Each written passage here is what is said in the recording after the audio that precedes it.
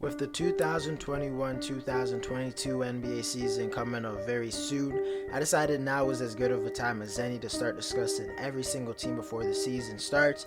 I decided it made the most sense to go in the order of the worst to the best teams and my own predictions for this upcoming season. Right now I'm at the number 7 spot.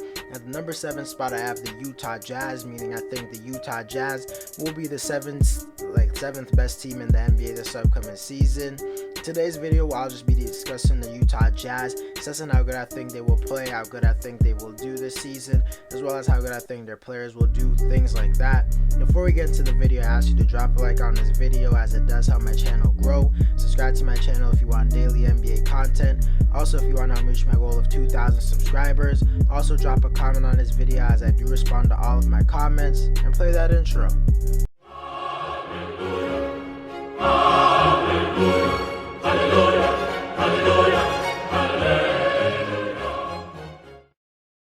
But quickly before we get into the video, I gotta show you this really quickly. This is the new diversion water bottle. It's basically a water bottle where you can put stuff like your keys, wallet, and other kind of small items like in your water bottle that will make you lose it way less. And it will also just help you to not have your pockets full and things like that. Click the link in my bio if you're interested, and into the video. When it comes to the offensive side of the floor, I think we all know Utah will be one of the elite in the NBA. This is due to the fact that last season they were literally the 3rd best offense in the league, and they didn't really lose any of their key players, so I have no reason to think they will have gotten any worse. Utah's just so good on offense because they have so much guys who can attack the rim and playmaker, and they just have so much good shooters on their team. It makes it hard to guard them. Their coach and Quinn Snyder also has the most perfect game plan for their offense, at least in the regular season. They're going to be led by their superstar in Donovan Mitchell, who I think next season could take that level to maybe even being a top 10 player in the NBA. At least in the playoffs he plays like a top 10 player in the NBA, so I don't see why he couldn't become one in the regular season. Donovan has slowly improved his game every single season, and I think there's a chance he could improve it even more, because I truly believe one day he will be a top 5 player in the NBA.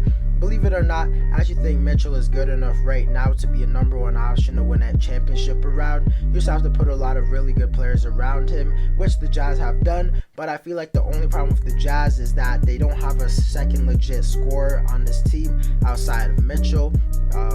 What's his name? Mike Conley and Jordan Clarkson are pretty cool, but they're not elite scorers in the NBA. I think they need to set Mitchell up with a player who's on his level. Next, we definitely have to talk about Rudy Gobert, who literally everybody hates. In the regular season, he's like the best defender, but in the playoffs, he's often exposed. I don't think he deserves as much hate as he gets, because mainly in that Clippers series, it was mainly the Jazz's perimeter defenders' fault, because Rudy had to help, and then they were getting blown by, and that led to his man being open for 3. But nonetheless, I think he's just going to continue to do what he's been doing the last 3 or 4 years. I don't really think he's going to improve or get worse.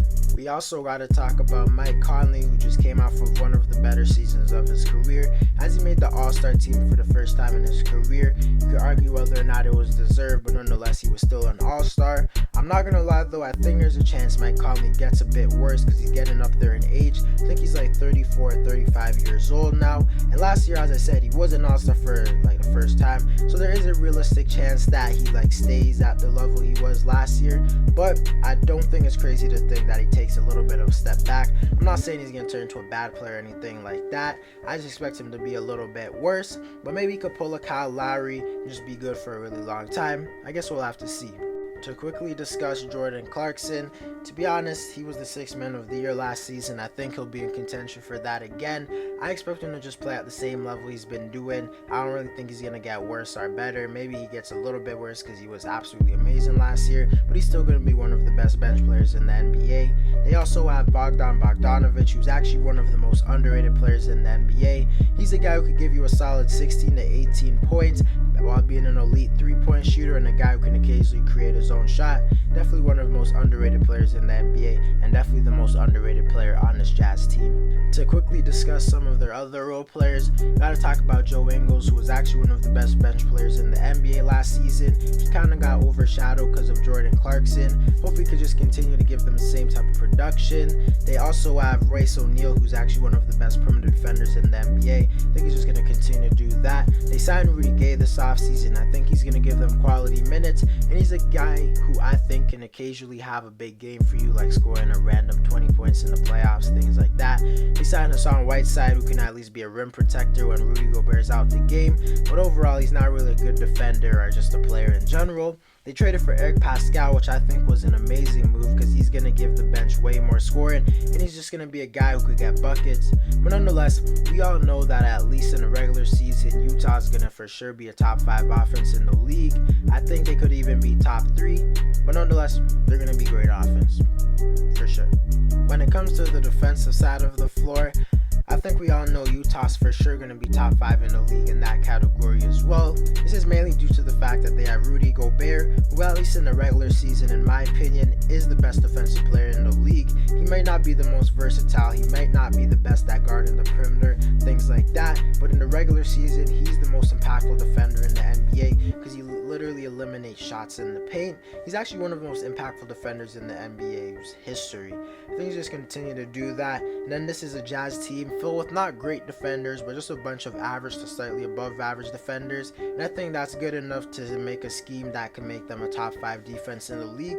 I see no reason for them to fall off, if I'm being honest. But when it comes to the playoffs, though, that's a different story because time and time again, they've just been exposed because of Rudy Gobert and like Quinn Snyder a little bit. But I'm just talking about the regular season right now. When it comes to regular season, for sure going to be one of the best defenses in the league, if not the best. To answer the question of why the Utah Jazz are ranked number 7 on my list, even though they were literally just the number 1 seed last season, not just in the Western Conference, but the whole entire NBA, it's actually due to the fact that the Jazz really disappointed me last season. I truly felt that Utah was going to make it to the finals, especially when they went up 2-0 versus the Clippers, and then when Kawhi got injured, I really thought they were going to win the championship or at least make the NBA Finals. I even made a video on it. They simply did not, and I just can't put all my faith into them after such an embarrassing display.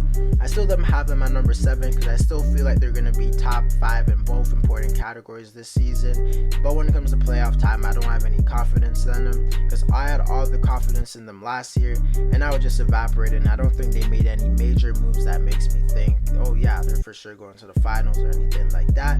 But nonetheless, this Utah team can still give any team in the Western Conference a run for their money. They might not defeat them, but I don't see them losing in anything less than 6 games to any team in the conference, unless it's like the Nets. They probably get swept. Who's beating the Nets? But nonetheless, I think the Utah Jazz are in that tier of teams that are like dark horse contenders. Teams like the Phoenix Suns last year, like if injuries go their way, they definitely can make it all the way to the finals.